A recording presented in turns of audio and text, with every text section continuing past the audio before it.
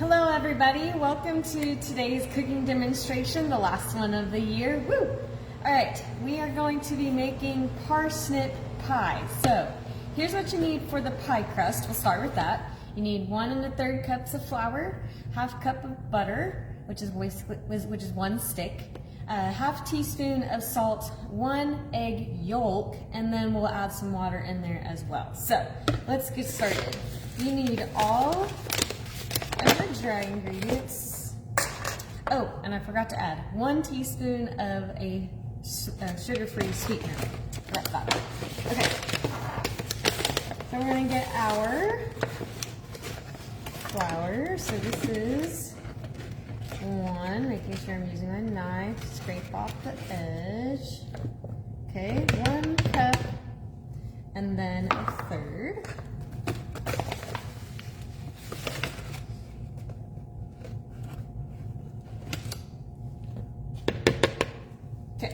So you need that. Then you need your half teaspoon of salt. And then your 1 teaspoon of sweetener.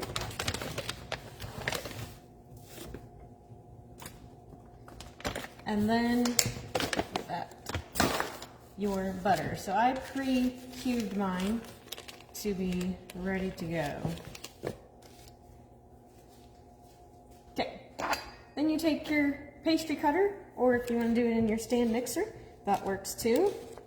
And you're going to cut the butter in there until it's nice and crumbly. So basically that means no big chunks of butter left, is pretty much what that means.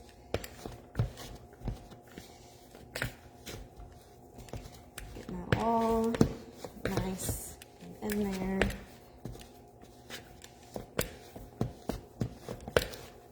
Sometimes you need to stop and scrape your pastry cutter a little bit, or your stand mixer, your paddle attachment.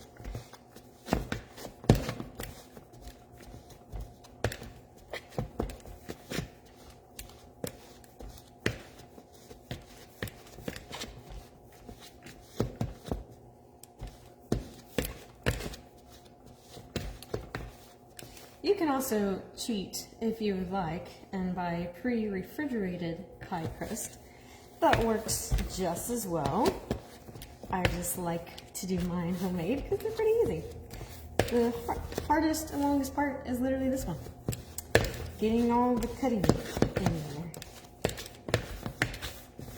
Which I think I'm just about done with that part, and then I will show you what that looks like.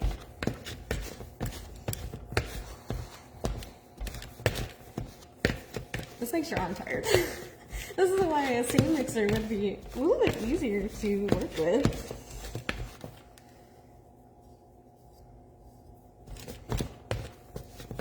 So close. Just have a few more chunks in there that are a little big.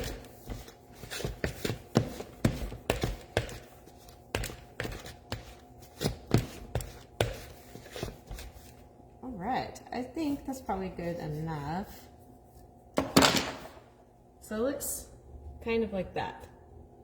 Alright, so then we want to put our egg yolk and our water into the mixture. Oh, that fits perfectly. So, I have a handy dandy yolk separator, which is pretty nice. We won't need the egg white. You could save it for like a meringue, or just use for breakfast, or you can use it for whipped cream, something along those kind of lines. Alright, pop that yolk in there. And then you want ice cold water, or at least cold water. I'm going to pour a little bit in there. I found yesterday, whenever I was making some of the other crusts, that it needed a lot more than the 2 tablespoons that it suggested. So I'm just kind of going to eyeball it a little bit to see whenever it starts to form and it doesn't look as dry. So pretty dry. So we're gonna add some more water. Just a little bit at a time. So we don't want to get our mixture too wet.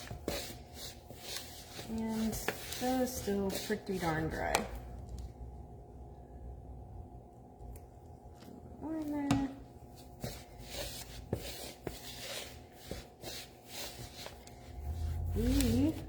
Awesome. We're getting close. Just about there. Maybe just a little bit more. And sometimes I accidentally make it a little too wet, but luckily during the kneading part and the getting it refrigerated, it'll work itself out basically. So at least it's water you're adding and not something else. Okay, almost there, I think.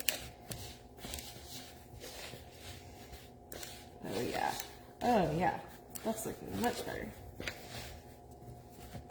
So you see how it's all kind of clumped together now?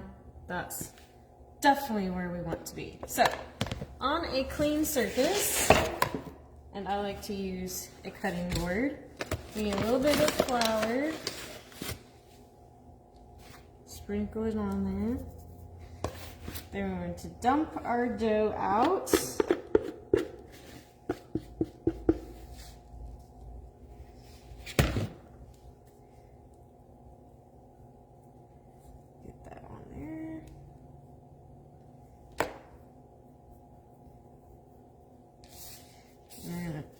Meld it all together.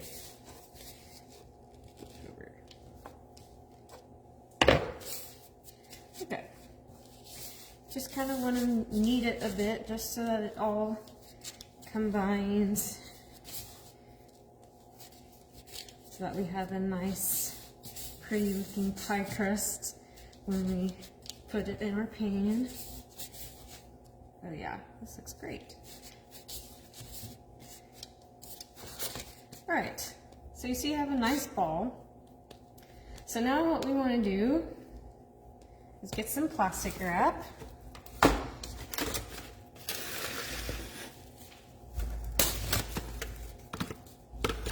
Put our ball on the plastic wrap. And then we're going to flatten it until it's about 1 inch-ish disc. Something kind of like that. Wrap it up. And then you want to put it in the fridge for about 1 hour. I know. So the crust is the longest process, and it can be a little tedious, but it's worth it. Okay. So then, once your flour, or your dough, has been refrigerated for about 1 hour, you're going to take it out. This has been refrigerated for longer than 1 hour, so bear with me.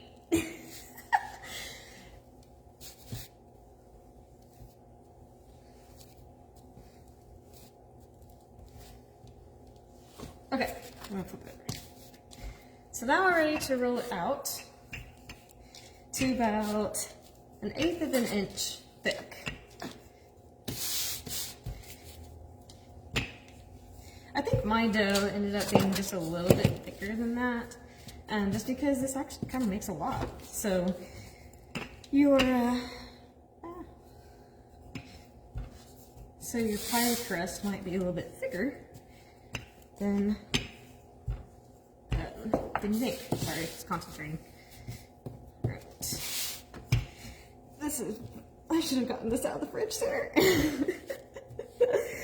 Oh man, I have to use all my muscles here. This is some stiff dough. Gotta get all my weight in there.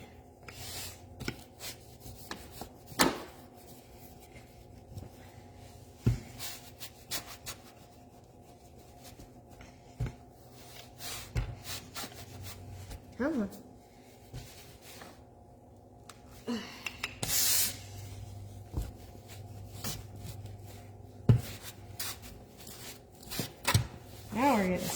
crust.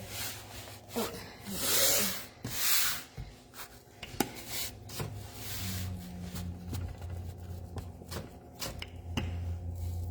I feel like making pie crust is probably one of the main reasons why aprons got so popular.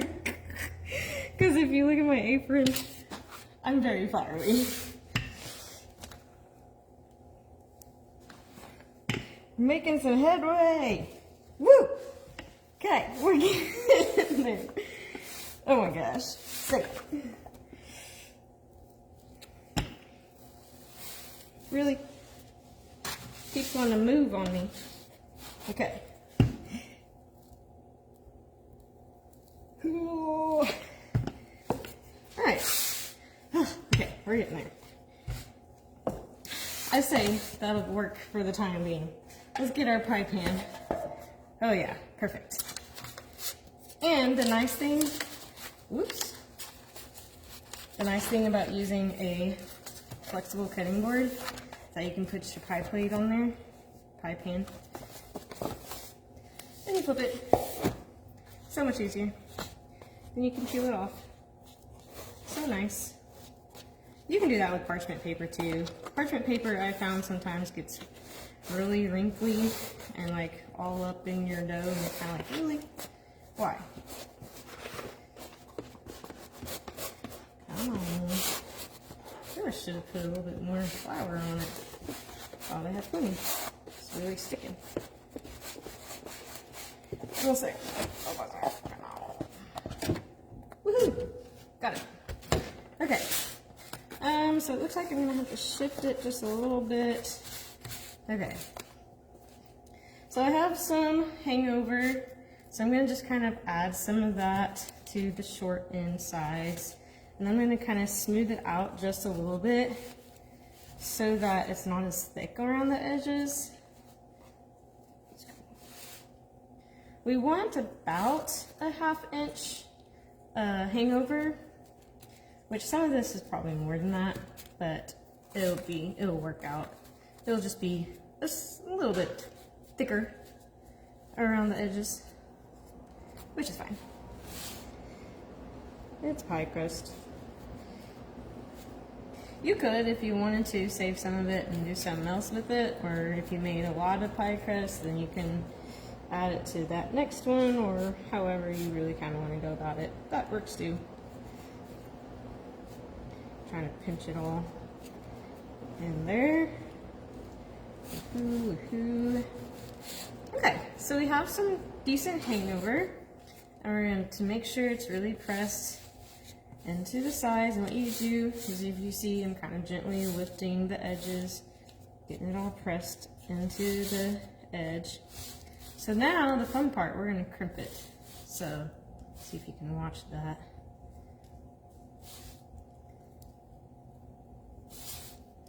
And we want the edges to be hanging off, because as this bakes a bit, it will shrink a little bit, and I'll show you with the finished pie crust what that looked like, because I forgot to do that.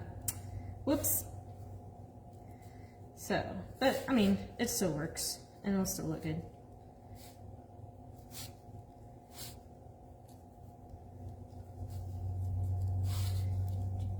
Go all the way around. You can obviously do more creative things if you would like. This is just the standard, the most common way to do your pie crust edges. And so that's the way I typically tend to do it. But you can obviously do like little shapes, or you can do swirlies, or I've seen some stuff you can do with a spoon. There's a whole wide variety of different things that you could do. Almost there. Woo! Okay, so there's that. Then you want to grab a fork. You're going to prick it along the bottom, along the edges, just on the inside. And then you're going to put that in the fridge for another hour. So, once it's been refrigerated, you will take it out. I'm going to show you how to do it on this one.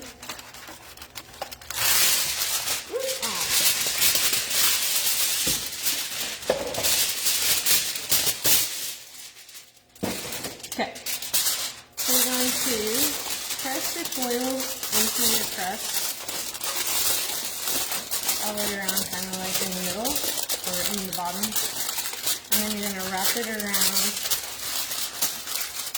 edges to do something kind of like that. So you're going to bake it like that in a 425-degree oven for about 15 minutes. Then you'll take it off. And then you'll bake it for another 5 to 8 until it looks kind of like this, where it's a little golden-y, but not like super brown, because then it's gonna bake additionally once we do the filling. So let's do the filling.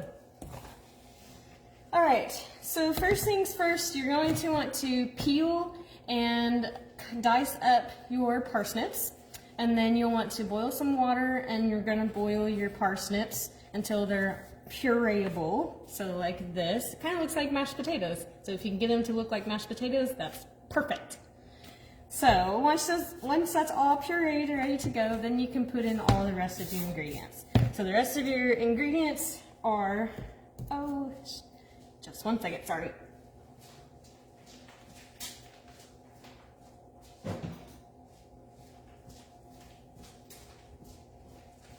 I forgot my measuring cup. Kind of need that. You need 1.5 cups of buttermilk.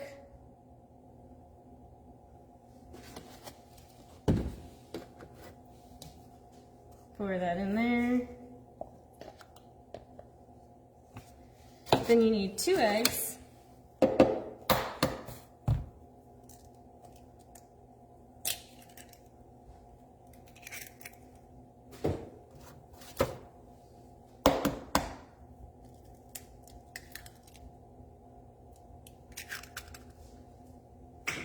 Then you need a 1/4 cup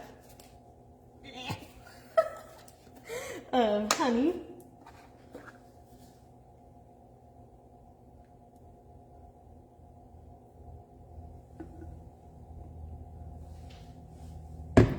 So the original recipe called for brown sugar, but since we're making this a healthy dessert, we're using a little bit of honey. And then we're going to use a little bit of stevia. You could also use the full 3/4 cups of coconut sugar. That would work too. Or a brown sugar alternative. So 1/2 cup of stevia. And then all your spices. So you need 1/2 teaspoon of salt. You need a 1/2 teaspoon of cinnamon, or a little bit extra if you want. A 1/4 teaspoon of nutmeg, 1/2 teaspoon of ginger, and 1/8 teaspoon of cloves. And mix that all together. So you want it well combined. And it's going to take a little bit of patience so I don't accidentally splash myself. Oh man. Okay. Especially with the way that the puree is for the parsnip, if you want, you can just leave, if you use some kind of blender or food processor or something like that to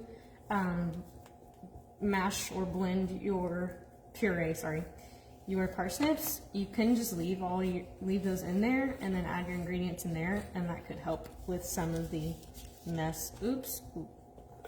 My laptop's a little bit fiery. I'm gonna have to clean that. Whoops. Alrighty. I'm getting there. Oh.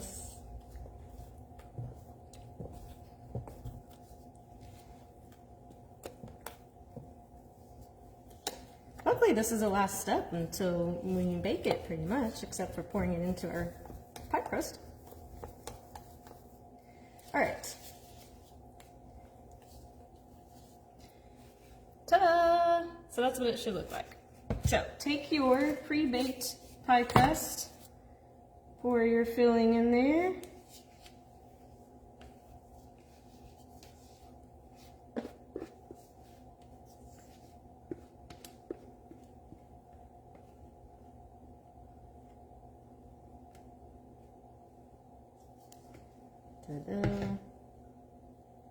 Get all the rest of that goodness on there. Smooth it out a bit. Looks good. And then you're gonna bake this in a 350-degree oven for about 1 to 1.5 hours. So my oven in particular took about 1.5 hours. So if your oven tends to cook things a little bit longer than they typically are, so 1.5 hours will be good. But normally it should be about 1 hour. So this is what we got ready to go to be plopped in the oven.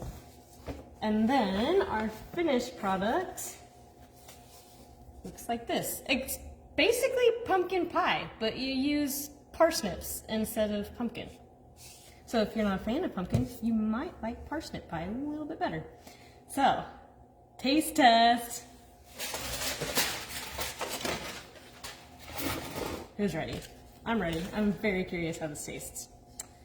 Ideally, you would serve this like you would with pumpkin, where you serve it like with a little bit of whipped cream. And then ideally, this would be chilled. But this came out of the oven right before the video. So I'm gonna be trying it warm. Yay me. I hope it is still good. But we will find out if I can get this miniature slice out. Woo! See, and it would be, I can still see it steaming. It'll be a little bit firmer once it's cooled down completely, but that's what essentially it'll look like. Here we go. I'm nervous. Okay, here we go.